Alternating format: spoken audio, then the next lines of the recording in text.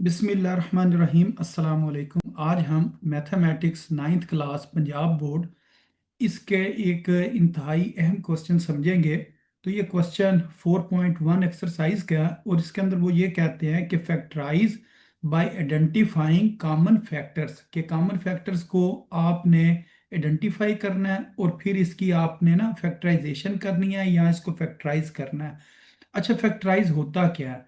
तो आप यूं समझें कि अगर क्वेश्चन हमारे पास हो ना प्लस या माइनस की फॉर्म में, इसको हमने ना मल्टीप्लाई की फॉर्म में ना कन्वर्ट करना होता है। अगर क्वेश्चन प्लस या माइनस की फॉर्म में हो, जिस तरह ये दोनों प्लस हो रही हैं, अगर ये मल्टीप्लाई की फॉर्म में कन्वर्ट हो जाए तो फिर हम कहते हैं इसकी हमने फैक्टराइजेशन कर दी है। अब एक दफा तो हम क्वेश्चन को लिखेंगे दोबारा। अब यहाँ से हमने कॉमन लेना है। तो 6 के टेबल पर 12 आता है, 6 टू टाइम्स 12 होता है। तो इन दोनों में से ना 6 कॉमन आ सकता है। यहाँ से हम 6 को कॉमन लेंगे और ये जो 12 है ना, अब 12 की जगह पर 2 लिखा जाएगा। ठीक है। तो वो किस तरह लिखा जाएगा, आप यूं समझें, जो चीज़ हम कॉमन लेते हैं ना, असल में हम उसी से डिवाइड कर रहे होते हैं। तो अगर मैं 12 को 6 पर डिवाइड करूं तो हमारे पास आंसर कितना आएगा, 2 आएगा। इसी तरह ये 6x है, 6x में से हमने क्या चीज कॉमन ली है, 6 कॉमन लिया। तो ये दोनों 6 कैंसिल हो जाएंगे और x हमारे पास ना बचेगा। तो ये जो x है, इस x को हमने किधर लिखा, ब्रैकेट में पहले नंबर पर लिखा। और यहाँ पर हमारे पास क्या चीज लिखी हुई थी, +12। तो जब +12 को हमने सॉल्व किया ना, तो यानी कि कॉमन क्या लिया, 6 कॉमन लिया। तो हमारे पास फिर क्या चीज बच गई, +2। तो ये वाला +2 जो है ना, हमने इस जगह पर लिख दिया। ये वाला x हमने किधर लिखा, इस जगह पर। और ये वाला जो +2 है, इसको हमने इस जगह पर लिख दिया। ठीक है। तो ये हमने कॉमन लिया, ये बिल्कुल सिंपल सा है। लेकिन अक्सर ना ये बच्चे गलत कर देते हैं कॉमन लेते वक्त। वो कहते हैं जी 12 का 2 किस तरह बन गया। तो जब 12 बाहर आता है ना, तो पीछे 2 बच जाता है। 2 किस तरह, 6 2 टाइम्स 12 है। या 12 को हम लिख सकते हैं 2 मल्टीप्लाई 6। 2 इधर रह जाता है और 6 बाहर आ जाता है। ठीक है। तो एक दो और क्वेश्चन करते हैं, फिर आपको इस चीज़ की ना मजीद अच्छी तरह ना समझ आ जाएगी। मसलन मैं क्वेश्चन नंबर 2 लिखता हूँ। वो लिखा हुआ है 15y² +20y। इसकी हमने ना फैक्टराइजेशन करनी है। तो सबसे पहले हम क्या करेंगे, क्वेश्चन को एक दफा दोबारा लिखेंगे, 15y² +20y। अच्छा, आप देखें दोनों में y मौजूद है, इधर y² है, इधर y है। तो जो चीज कम होती है ना, वो कॉमन लेते हैं। तो y² और y में छोटी कौन सी चीज है, y है। तो एक तो y कॉमन आएगा। ठीक है। दूसरा, इस जगह पर 15 है और इधर 20 है। अब आपने ये देखना है कि किस टेबल पर ना 15 भी आता है और 20 भी आता है। तो वो 5 के टेबल पर आता है। तो हम ना 5 को कॉमन ले सकते हैं। ठीक है। अब इस जगह पर क्या आएगा, अब इस जगह पर हम क्या करेंगे, 15y² को डिवाइड कर देंगे। जो चीज़ कॉमन ली है, कॉमन क्या लिया, 5y। तो 5 3 टाइम्स 15 होते हैं, इधर 3 आ जाएगा। अ, जिस तरह ये मैं अगर आपको कटिंग करके दिखाऊं, 5 1 ज़र 5, 5 3 ज़र 15। ये वाला y ना ऊपर स्केयर के साथ काट जाएगा। तो पीछे फिर हमारे पास क्या आंसर आएगा, 3y आंसर आएगा। तो ये जो 3y है ना, इसको हमने इधर लिखना है। ठीक है। इसी तरह अगर हमारे पास हो 20y, तो 20y में से हमने कॉमन क्या लिया, 5y को हमने कॉमन लिया हुआ। तो अगर इसको मैं 5y पर डिवाइड करूं, तो हमारे पास जो टर्म्स आएंगी वो कौन सी आएंगी, ये देखिए, 5 1 ज़र 5, 5 4 ज़र 20। और ये y कैंसिल हो जाएगा। तो इधर ना 4 आएगा और इस जगह पर साथ प्लस लिखा हुआ है, तो इधर मैं चले +4 लिख देता हूँ। तो ये हमारे पास जो इसका आंसर आएगा इस जगह पर, वो क्या आएगा, +4 आएगा। तो ये इसकी ना हमने फैक्टराइजेशन कर दी है। तो इसके साथ करके ब्रैकेट बना लें, ज्यादा दूर है। तो यहाँ से इसको ना मैं अरेज कर देता हूँ। तो ये इसका आंसर है। इसको ना आपने मल्टीप्लाई करके भी देखना है। 5 3 ज़ार 15 वाई और y² इसी तरह 5 4 ज़ार 20। और y इसके साथ मल्टीप्लाई वो करना, 20y आ रहा है। ठीक है। इस तरह भी किया जा सकता है, या इसको आप 15 को क्या लिख लें, 3 × 5। और इसको लिखा जा सकता है यानी कि 4 × 5, फिर दोनों में से 5 बाहर आ जाएगा। ठीक है। लेकिन ये आपने ना जरा ये चीज़ सीखनी है कि डिवाइड करके भी ना इसको मालूम किया जा सकता है। ठीक है। अब एक और मैं क्वेश्चन लिखता हूँ। तो क्वेश्चन नंबर 3, तो ये मैं लिखने लगा हूँ, -12x³ की स्केयर माइनस 3x, इसका ना हमने कॉमन लेना है। तो कॉमन हम किस तरह लेंगे, एक दफा इसको लिखते हैं जी दोबारा। दोबारा लिखने के बाद ना देखिए माइनस दोनों में मौजूद है, बार ना हम माइनस लिख लेते हैं। अच्छा इधर एक्स स्केयर है, इधर एक्स है, छोटा क्या है एक्स, छोटा एक्स को बाहर ले आएंगे। अच्छा अब किस टेबल पर ना 3 भी आता है और 12 भी आता है, तो वो 3 का टेबल है, 3 के टेबल पर ना 12 भी आता है और 3 भी आता है, तो 3 को हम कॉमन ले लेंगे। अच्छा अब ना इसको हम जरा डिवाइड करके देखते हैं। ये लिखा ना -12 x स्क्र, इसको हमने किस पे डिवाइड करना है, जो चीज कॉमन लिया, कॉमन क्या लिया, -3x कॉमन लिया।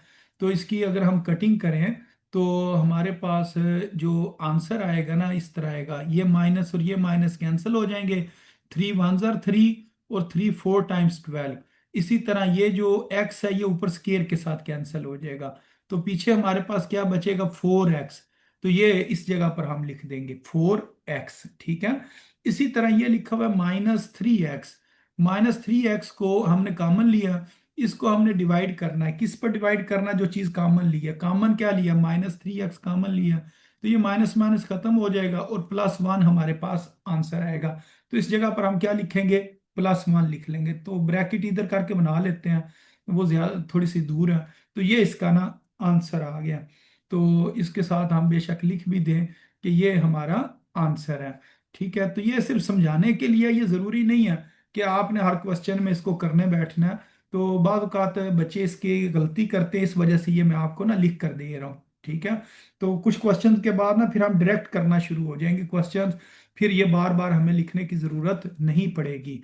अच्छा अब ये लिखा हुआ है 4a² b और +8ab²। अच्छा इसको अब हमने ना सॉल्व करना है, तो एक दफा तो इसको मैं दोबारा लिख लेता हूँ, 4a² b +8ab²।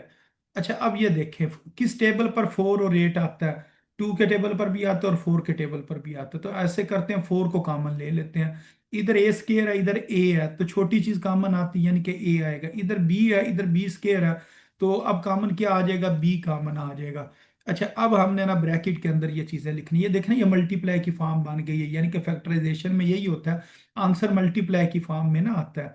अच्छा अब ये जो चीज लिखी है ना 4a² इसको ऊपर लिखेंगे और कॉमन क्या लिया है, कॉमन हमने लिया है जी 4ab। तो इसमें जो चीज कट होगी b से कैंसिल हो जाएगा, 4 से कैंसिल हो जाएगा, a जो है ना स्केयर से कैंसिल हो जाएगा, तो सिर्फ हमारे पास a बचेगा, तो इधर हम a लिखेंगे। फिर उसके बाद आ जाएगा जी प्लस, और फिर ये हम लिखेंगे 8ab²। अब इसको हम किस पर डिवाइड करेंगे, जो चीज़ हमने कॉमन ली है, तो कॉमन हमने क्या लिया हुआ है 4ab हमने कॉमन लिया हुआ है।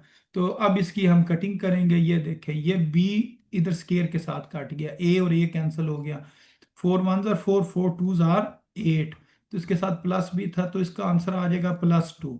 तो इस जगह पर ना +2 आ जाएगा। तो ये जरा ब्रैकेट दूर है, इसको हम जरा करीब करके बना देते हैं, इसको इधर से ना अरेज कर देते हैं। तो ये इसका ना आंसर आ गया। तो इस तरह ना इन क्वेश्चन ने ना सॉल्व होना होता है। अच्छा ये साथ ना बी भी है, इधर लिखना मैं भूल गया था, इसके साथ बी भी आएगा, तो ये वाला जो बी है ना इस जगह पर हमने लिखना है। तो ऐसे करते हैं, इसको थोड़ा सा आगे कर लेते हैं और इस जगह पर हम बी लिख देते हैं। क्योंकि बी भी ना इधर बच रहा था, तो इस जगह पर क्या आ जाएगा 4b। तो ये इसका आंसर है। इस तरह इस क्वेश्चन ने ना सॉल्व होना है। अच्छा इसके बाद क्वेश्चन नंबर 5 है, अब आपके मैं देख लेता हूँ जो आपने क्वेश्चन बता रहे हैं। हाँ जी ठीक है, इससे रिलेटेड कोई क्वेश्चन नहीं है आपका। अब ये ना क्वेश्चन नंबर 5 है, क्वेश्चन नंबर 5 ये लिखा हुआ है xy -3 x² + 2x। ये हमारे पास क्वेश्चन है, इसको हम सॉल्व करेंगे। एक दफ़ा इसको दोबारा लिखते हैं, xy -3 x² + 2x, ये मैंने लिख लिया। अच्छा अब देखते हैं इसमें ना कॉमन चीज़ क्या आ सकती है, इधर भी x है इधर x² है इधर x है, तो इसका मतलब x कॉमन आ सकता है। तो और इसके अलावा कोई चीज नहीं कॉमन आएगी, तो इधर y आ जाएगा, इधर -3 एक x बाहर आ गया, एक x इधर बच जाएगा, इधर से x बाहर आ गया तो ये वाला 2 इधर आ जाएगा। तो ये इसका आंसर है। ये बिल्कुल आसान सा क्वेश्चन था। अच्छा इसके बाद ना हम करते हैं क्वेश्चन नंबर 6 करते हैं। तो क्वेश्चन नंबर 6 है हमारे पास 3a² b और -9ab² और +15ab, ये क्वेश्चन है। इसको हमने ना सॉल्व करना है, ठीक है। इस क्वेश्चन को हम सॉल्व करेंगे। एक दफा इसको दोबारा लिखते हैं। 3a² b -9ab² +15ab। अच्छा, अब ये देखें, ये 3 है, 9 है, 15 है, तो ये तीनों जो है ना 3 के टेबल पर आते हैं। 3 1 जार 3, 3 3 जार 9, 3 5 जार 15। तो इसका मतलब कॉमन में तो 3 आ सकता है। इधर a² है, इधर a है और इधर a है, तो कम वाली चीज कॉमन आती है, यानी कि a कॉमन आएगा। b² और b, इधर हम क्या लिख सकते हैं, b लिख सकते हैं। अच्छा, अब हमने ना इसका आंसर लिखना है। तो अगर मैं इसको इस पर डिवाइड करूं तो इधर क्या बचेगा, सिर्फ a बचेगा। अच्छा, इसको अगर मैं इस पर डिवाइड करूं तो 3 3 जार 9 होता है, इधर 3 आ जाएगा। ये a कैंसिल हो जाएगा, ऊपर b की 2 है, इधर b है, तो इधर सिर्फ b आएगा। फिर ये वाला प्लस इधर आ जाएगा। 15 को 3 पे डिवाइड किया तो 5 आ गया। a कैंसिल हो गया और b कैंसिल हो गया, तो इधर सिर्फ ना b बचेगा। ठीक है, तो ये इसका ना आंसर आ गया है। या इसको आप मल्टीप्लाई करके देख ले। अगर इसको मैं 3ab को a से मल्टीप्लाई करूंगा 3a² b बनेगा। तो ये प्लस का ये minus, plus minus minus, 3 3 jar 9 ab और ये b² फिर 3 5 जार 15 ab इसके साथ आ गया। तो ये इस तरह जो है ना कॉमन लिया जा रहा है। ठीक है, देखने में ये बहुत आसान लग रहे हैं क्वेश्चन, ठीक है। तो ऐसे क्वेश्चन ना पेपर में आ भी जाते हैं, ठीक है। तो अब इसके बाद हमने करना है जी क्वेश्चन नंबर 7 करना है। तो क्वेश्चन नंबर 7, अब इसे हम लिखते हैं। तो ये हमारे पास है 4x³ +18x² -12x। ये हमारे पास ना क्वेश्चन है। इसको अब हम सॉल्व करेंगे। 4 18 और 12। अच्छा, ये 4 के टेबल पर ना 18 नहीं आता, 16 आता है। 4 के टेबल पर 12 आता है। ये ना सेम टेबल पर 4 के टेबल पर नहीं आता है। फिर हमें ना किसी और टेबल को देखना पड़ेगा। तो किसी और टेबल को अगर हम देखें तो वो हमें पता है 2 के टेबल पर ना ये तीनों चीजें आ जाती हैं। एक 2 कॉमन आ जाएगा और उसके अलावा x³ x² और x, तो फिर इधर ना x कॉमन आएगा। अच्छा, अब यहाँ से हम कॉमन अगर ये चीज़ ली है, अगर इसको मैं इस पर डिवाइड करूँ तो इधर क्या बचेगा, 2x² बचेगा। ठीक है, इसी तरह अगर 18 को 2 पर डिवाइड किया तो 9 आ जाएगा। x² को x पे डिवाइड किया, x आ जाएगा। फिर ये -12x को इसके ऊपर डिवाइड करूंगा ना तो -6 इसका आंसर आएगा। तो ये हमने ना इस तरीके से ये जो क्वेश्चन नंबर 1 है इसको हमने सॉल्व कर लिया। तो ये 4.1 एक्सरसाइज का क्वेश्चन नंबर 1 था। ठीक है, इससे अगर रिलेटेड आपका कोई क्वेश्चन है, कोई बात आपको समझ नहीं आई है, कोई बात पूछना चाहते हैं तो आप ना पूछ सकते हैं। ठीक है, तो बेशक चैट के अंदर आप पूछ लें, क्योंकि ये आसान से क्वेश्चन थे, कोई ये मुश्किल क्वेश्चन नहीं है। ठीक है, तो ये आप देख लें इसमें अगर। अच्छा, अब इसके बाद हम ना इससे जो नेक्स्ट क्वेश्चन है, क्वेश्चन नंबर 2, उसे स्टार्ट करते हैं। क्वेश्चन नंबर जो 2 है, इसे अब ना स्टार्ट करने लगे हैं। तो इसकी जो स्टेटमेंट है वो मैं इधर ना ऊपर पहले लिख देता हूँ जी। अब हमारे पास है जी क्वेश्चन नंबर 2। अच्छा, क्वेश्चन नंबर 2 में हमने क्या करना है, क्वेश्चन नंबर 2 में वो कह रहे हैं कि फैक्टराइज, क्या आपने ना फैक्टराइज ही करना है, यानी कि फैक्टर बनाने हैं। ठीक है, और फैक्टराइज किसको करना है, जो सबसे पहला क्वेश्चन है वो ये है 5x + 15। अब इसको अगर हम फैक्टराइज करना चाहें तो एक दफ़ा तो इसको हम दोबारा लिख लेंगे। ये लिखा जी 5x + 15। अब हमने देखना है कि किस टेबल पर ये दोनों नंबर आते हैं। तो वो हमें पता है 5 के टेबल पर आते हैं, तो 5 को हम कॉमन ले लेंगे और इधर लगाएंगे ब्रैकेट। और अब इसको हम डिवाइड करके देखते हैं। अगर 5x को 5 पे डिवाइड किया तो इधर क्या आएगा, x। अच्छा, 15 को 5 पे डिवाइड किया तो कितना आएगा, 3। तो ये इसका आंसर है, यानी कि ये इसका आंसर है। बिल्कुल आसान सा क्वेश्चन था। अच्छा, अब जो काम के क्वेश्चन है ना अब शुरू होने लगे हैं। ठीक है, यानी कि अगर मैं कहूँ कि अगर इसके जो सही अच्छे क्वेश्चन है ना, जो आज का मेन हमारा काम है वो ये वाला यहाँ से स्टार्ट होने लगा। जो आपको क्वेश्चन ना अच्छे तरीके से आने चाहिए। अगर आपको इन क्वेश्चंस की समझ आ गई तो समझें आपको मैथ की एक बड़ी अहम चीज की ना समझ आ जाएगी। ठीक है, तो ये वाले जो क्वेश्चन है इसको आपने ना ध्यान से समझना। अगर समझ ना आए तो आपने ना मुझे बताना है। ठीक है, तो ये देखें इन क्वेश्चन को सॉल्व किस तरह करते हैं। सबसे पहले आपने लिखा जी इसी क्वेश्चन को एक दफा दोबारा।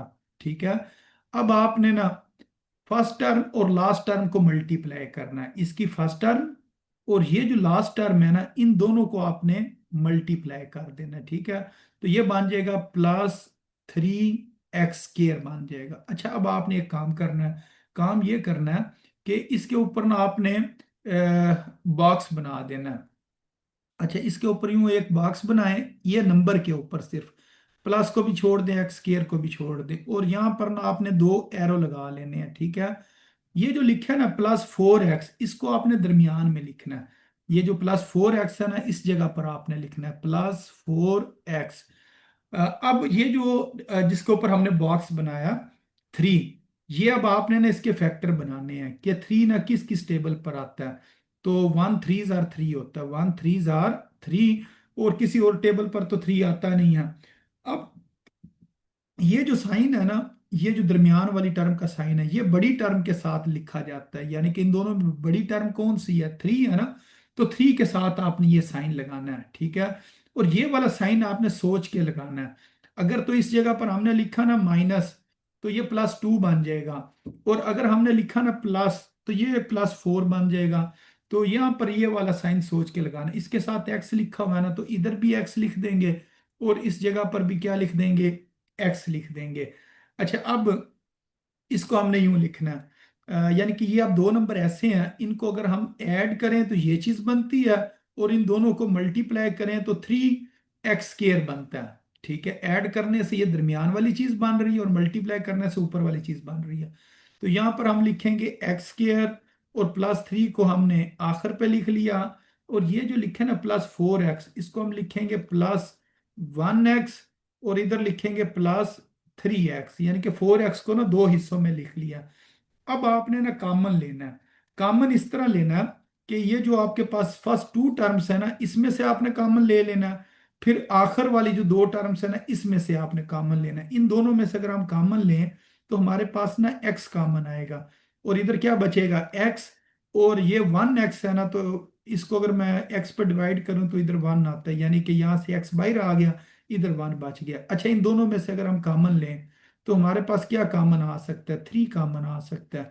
अच्छा, अब ये देखें 3x को अगर मैं 3 पे डिवाइड करूं तो x आएगा, अगर 3 को 3 पे डिवाइड करें तो 1 आता है। अच्छा, अक्सर बच्चे कहते हैं यहाँ से तो 3 बाहर आ गया, तो इधर 0 आ जाएगा, 0 नहीं आएगा, इस जगह पर क्या आना है, 1 आना है। ठीक है, तो आपको मैंने पीछे क्वेश्चन ये समझाए भी हैं, इधर अगर आप देखें तो जब चीज कॉमन लेते हैं ना उसी नंबर से फिर हम क्या कर देते हैं, डिवाइड कर देते हैं। तो अगर 3 यहाँ से कॉमन लेंगे तो इस 3 को इस 3 पे डिवाइड करेंगे तो इधर 1 आएगा। अब ना हमने दोबारा कॉमन ले लेना है, ये x+1 दोबारा लिखा हुआ है, दो दफा लिखा हुआ है, इसको हम ना कॉमन ले लेंगे। जब यहाँ से ये चीज कॉमन आ जाएगी तो यूं समझें, यहाँ पर मैं अगर यूं स्क्वायर ब्रैकेट बना लूं तो ये वाला x इधर आ जाएगा, और ये जो +3 है इसने इस जगह पर आ जाना है, ये नीचे आ जाएगा, x+3 इस ब्रैकेट में आ जाएगा। तो बेशक आप ये स्क्वायर ब्रैकेट लगा लें, ये सिर्फ मैंने समझाने के लिए लगाई है, या इसको आप वैसे ही गोल ब्रैकेट जो होती है छोटी ब्रैकेट उसमें लिख लें, ये आपकी मर्जी है। तो x+1 और x+3 इसका आंसर है। इस तरह ये क्वेश्चन ना सॉल्व होना था। अच्छा, इसके साथ के कुछ मजीद अभी हम क्वेश्चन करेंगे, तो फिर ये क्वेश्चन आपको ना मजीद क्लियर हो जाएंगे। अगर इसमें कोई मसला होगा ना तो वो क्लियर हो जाएगा। ठीक है, ये अब मैं ना क्वेश्चन नंबर 3 लिखने लगा हूँ। तो क्वेश्चन नंबर 2 का ये थर्ड पार्ट है, ये एक क्वेश्चन समझ लेना, फिर उसके बाद इंशाल्लाह जो भी आपका मसला होगा ना वो फिर मैं आपसे पूछ के फिर उसे ना करूंगा। अभी मैं आपके माइक भी ऑन कर दूंगा, पहले एक दफ़ा ये मैं आपको एक बार ये क्वेश्चन ना समझा दूं, उसके बाद फिर ना आपसे मैं क्वेश्चन ना पूछूंगा और साथ साथ सॉल्व करते जाएंगे। ठीक है, ये हम मैंने ना क्वेश्चन लिख दिया। अब हमने क्या करना है, एक दफ़ा ना क्वेश्चन को दोबारा लिखना है। ये देखें x² +6x + 8। अच्छा, उसके बाद क्या करते हैं, फर्स्ट टर्म और जो लास्ट टर्म है ना इन दोनों को हमने मल्टीप्लाई करना होता है, फर्स्ट टर्म और लास्ट टर्म को मल्टीप्लाई करना है। तो ये कितना बन जाएगा, +8 x²। अच्छा, उसके बाद क्या करना था, ये जो 8 है ना, इसके ऊपर आपने यूं बॉक्स सा बना लेना है, और फिर यहाँ पर दो एरो लगाएं, और ये जो चीज लिखी है ना +6x, इसको दरमियान में लिख लें। ठीक है। अब 8 के आपने फैक्टर देखने हैं, 8 किस किस टेबल पर आता है, ये देखें। 1 8 टाइम्स 8 होता है, 2 4 टाइम्स 8 होता है। ठीक है। उसके बाद 4 2 टाइम्स और 8 1 टाइम्स, इसके ना ये दो ही फैक्टर बनते हैं। अच्छा, अगर हम ये वाली चीजें लें ना ऊपर वाली, या तो 7 बनेगा या बनेगा 9। ठीक है, इससे या 2 बनेगा या बनेगा 6, तो इसका मतलब 6 इधर बन रहा है, इन दोनों से 6 बन सकता है। तो फिर ये वाला हमने ना पेयर ले लेना है, ये ठीक नहीं है, ये वाला ठीक है। अच्छा, अब इसके अंदर हमने करना क्या है, इसका जो साइन है ना, इसका साइन क्या है, प्लस। ये दरमियान वाले इसको बड़ी टर्म के साथ लिखते हैं, इन दोनों में बड़ी टर्म कौन सी है, 4। तो ये जो प्लस है ना, ये किसके साथ लिखेंगे, बड़ी टर्म के साथ। यहां पर सोच के लिखना है। अच्छा, अगर इधर मैंने लिखा ना माइनस, तो इसका आंसर आएगा +2। और अगर इधर मैंने लिखा ना प्लस, तो ये बन जाएगा 6। अच्छा, इसके साथ एक्स है, इधर भी एक्स लिख देंगे और इधर भी एक्स लिख देंगे। अब ये दो नंबर ऐसे हैं, इन दोनों को ऐड करें तो 6x बनता है, इन दोनों को मल्टीप्लाई करें तो 8x² बनता है। तो इसको इस तरह ना सॉल्व करना होता है। अच्छा, अब ये जो है ना x², ये शुरू में आ जाएगा, +8 आखिर में आ जाएगा, और ये जो चीज लिखी है ना +6x, इसको हम यूं लिखेंगे +2x और +4x। ठीक है। अब इसमें से हमने कॉमन लेना है, जो ये फर्स्ट टू टर्म है ना, इसमें से कॉमन लेंगे, और ये लास्ट टू टर्म इसमें से हम कॉमन लेंगे। इसमें से क्या चीज कॉमन आ सकती है, x कॉमन आ सकता है। तो यहाँ पर क्या बचेगा, x, और ये 2x में से 2x बाहर चला गया, इधर 2 बच गया। अब इन दोनों में से हमने कॉमन लेना है, इन दोनों में से ना 4 कॉमन आ सकता है। तो यहाँ पर x आ जाएगा, क्योंकि 4x को 4 पे डिवाइड करें तो x आता है। इसी तरह 8 को 4 पे डिवाइड करेंगे तो क्या आएगा, 2 आएगा। अच्छा, अब ये देखें, ये दोनों टर्म्स ना सेम है, अब इनको हम कॉमन ले सकते हैं। तो अगर हम चाहें तो इस जगह पर ना x+2 बाहर आ जाएगा, और बाकी जो हमारे पास इधर बनेगी ना ब्रैकेट, उसके अंदर ये वाला जो x है इधर लिखा जाएगा, और ये जो +4 है इसको हम किधर लिख देंगे, इस जगह पर लिख देंगे। अच्छा, उसके बाद अगर आप चाहें तो ये वाली स्केयर ब्रैकेट को खत्म करके ना गोल ब्रैकेट में लिख दे, और इधर ऊपर भी लिख सकते हैं, इस जगह पर भी ना गोल ब्रैकेट लगाकर ये वाला अगर स्टेप ना भी करना चाहे ना, आप डायरेक्ट भी लिख सकते हैं। ठीक है, ये सिर्फ समझाने के लिए मैंने ना इस तरह कर दिया है। ठीक है।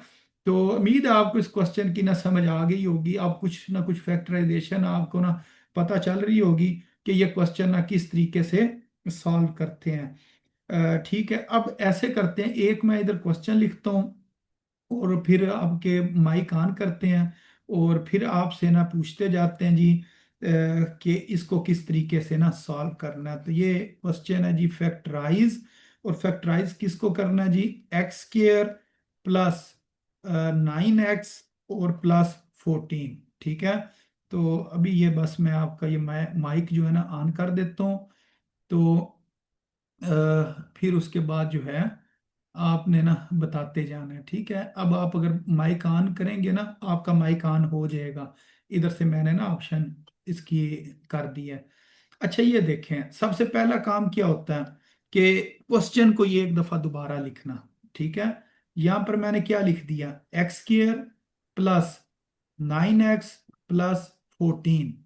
अच्छा, इसके बाद हम क्या करते थे कि फर्स्ट टर्म और लास्ट टर्म को ना मल्टीप्लाई करते थे। तो ये जो फर्स्ट टर्म है x² है, और लास्ट टर्म क्या है, 14 है, इन दोनों को मल्टीप्लाई करेंगे तो ये कितना बन जाएगा, +14x²। अच्छा, उसके बाद हमने क्या करना था, इसके ऊपर यूं बॉक्स बनाना था, बॉक्स बनाने के बाद दो एरो लगाने थे।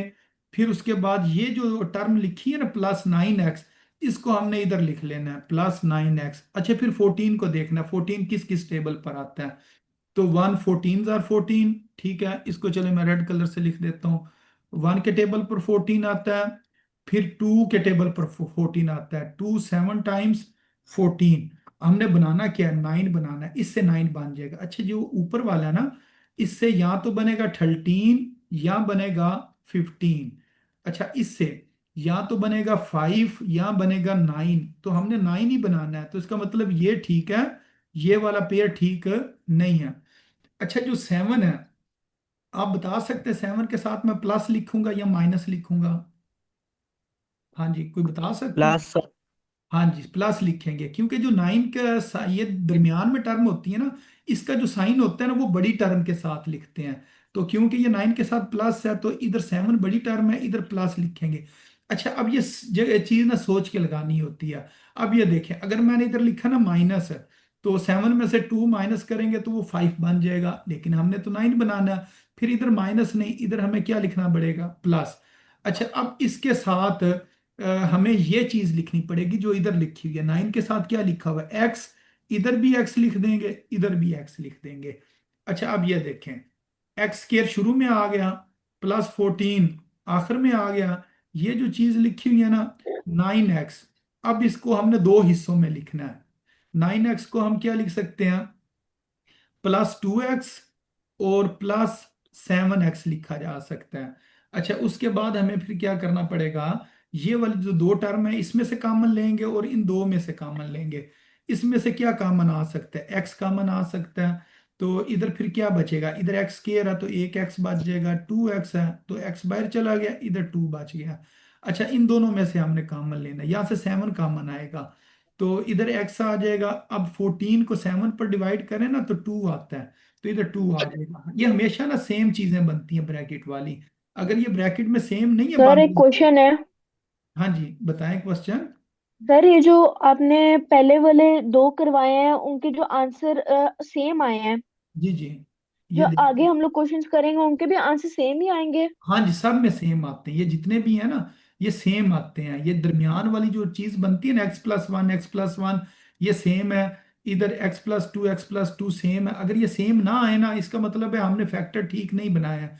लेकिन अगर आप इस मेथड से बनाएंगे ना, तो फिर आपको मसला नहीं बनेगा, आपके फैक्टर इंशाल्लाह ताला हमेशा ठीक ही बनेंगे। ठीक है, तो सर ये वाला मेरा जो ये एक्स है, इस एक्स को हम इधर लिख देंगे, और उसके बाद ये जो +7 है, इसको हमने इस जगह पर लिख देना है। अच्छा, जी। उसके बाद ये जो स्केयर ब्रैकेट है, इसको हम खत्म, ओहो फिर टूट गए हैं। x+2 और x+7 आ जाएगा। ठीक है, तो ये हम इसको, पता नहीं बोली गंदी कारण सर इधर एक क्वेश्चन है जी जी, कौन बोल रही है कि cute x flower. Plus seven को पहले लिख सकते हैं?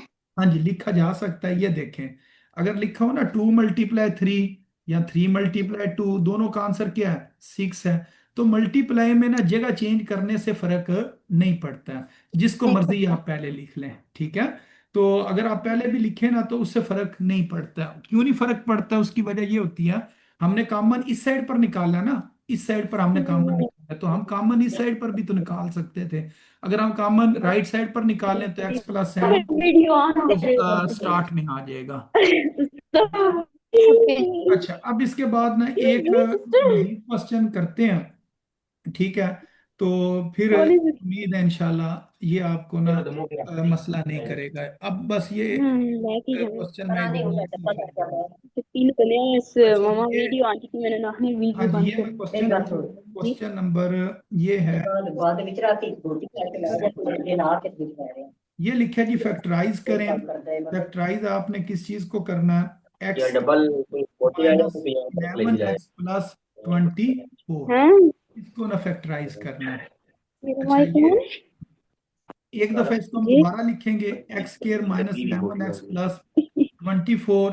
फिर हम क्या करेंगे? फर्स्ट टर्म और लास्ट टर्म को ना मल्टीप्लाई करेंगे। ठीक है, तो ये हमारे पास कितना बन जाएगा? +24x²। उसके बाद हमने 24 के फैक्टर बनाने हैं, और दरमियान में हम क्या लिखेंगे? -11x। -11x दरमियान में आ गया। अब 24 के हमने फैक्टर देखने हैं, किस किस टेबल पर ना 24 आता है। 1 के टेबल पर 24 आता है, 2 12 टाइम्स 24 है, फिर 3 8 टाइम्स 24 है। हमने 11 बनाना है, तो 11 जो है ना वो लास्ट वाले से बनेगा। ठीक है, ये जो शुरू वाला है ना, इससे या तो बनेगा 23 या बनेगा 25, इधर से बनेगा 10 या 14, इधर से बनेगा 5 या 11 बनेगा। ये ठीक है, ये वाला ठीक है, ये वाला ठीक नहीं है।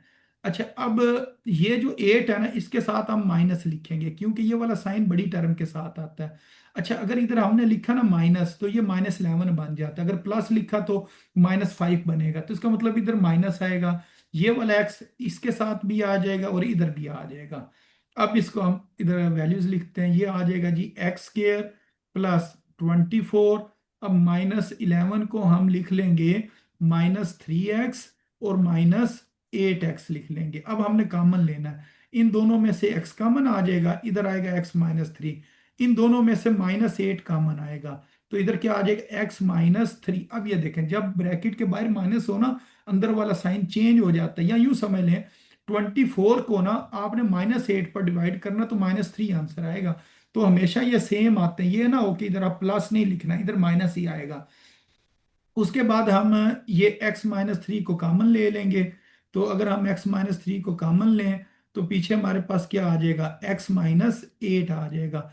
तो ये इसका आंसर है। अगर यहाँ पर चाहें तो आप डायरेक्ट भी ना, यहाँ पर स्केयर ब्रैकेट लगाने की बजाय ना, आप दूसरी जो ब्रैकेट है, ये जो छोटी ब्रैकेट होती है, ये भी आप लिख सकते हैं। तो ये इसका ना आंसर आ जाना था।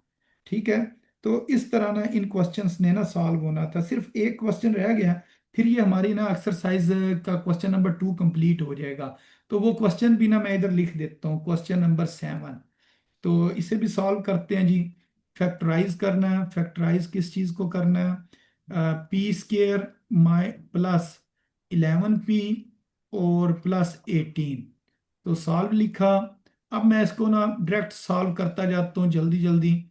तो इसके अंदर ना ये वो ब्रैकेट्स या एरो वगैरह मैं नहीं लगा रहा हूँ, इसको मैं डायरेक्ट ही सॉल्व कर रहा हूँ।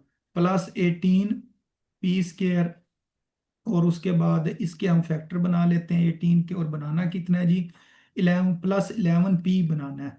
तो 18 हमने देखना किस किस टेबल पर आता है। 1 18 * 18, ठीक है। फिर 2 9 * 18, तो इससे यहाँ तो बनेगा 17, यहाँ बनेगा 19। इससे 7 बनेगा, यहाँ 11 बनेगा। तो 11 बन रहा है, ये नीचे वाला ठीक है, ऊपर वाला ठीक नहीं है। तो इधर हम क्या लिखेंगे जी, इसके साथ हम लिख लेंगे प्लस, और इधर भी हमें प्लस लिखना पड़ेगा, तब ये 11 बनेगा। इधर p, इधर p, तो ये आ जाएगा p² और +18 आखिर में आ गया।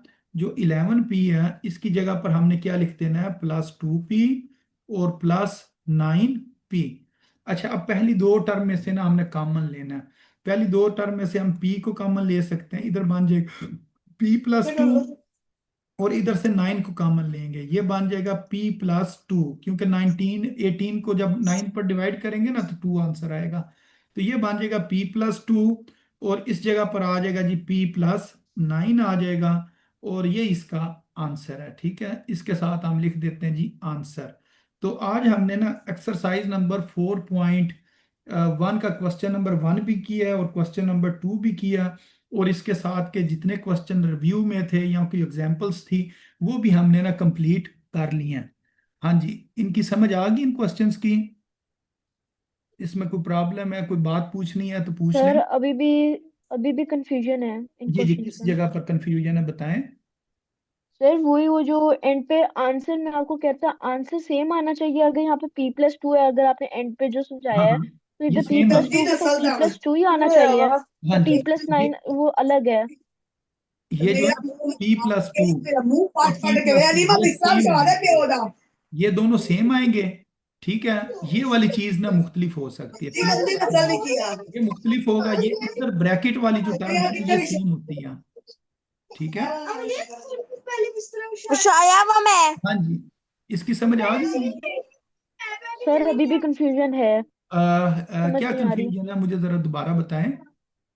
सर वो जो आपने ऊपर ये जो फैक्टराइजेशन किया उसकी भी समझ नहीं आई। ये जो आपने 18p वाला किया है, ये जो 18p नहीं, सबसे लास्ट वाला, ये साइड पे आपने जो किया हुआ है।